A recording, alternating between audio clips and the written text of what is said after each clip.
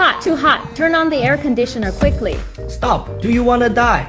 In summer, after the car has been exposed to the sun, car trim plastics release large amounts of formaldehyde. You can't turn on the air conditioner. It's so hot. What should I do?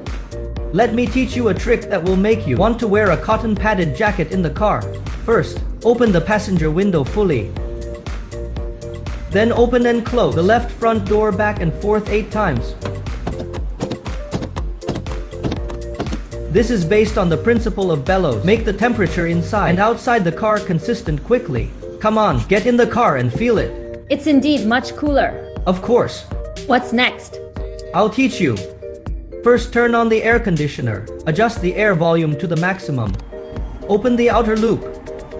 Then lower all the windows.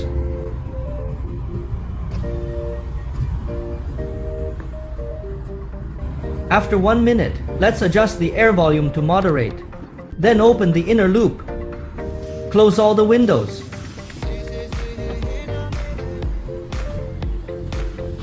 You try again.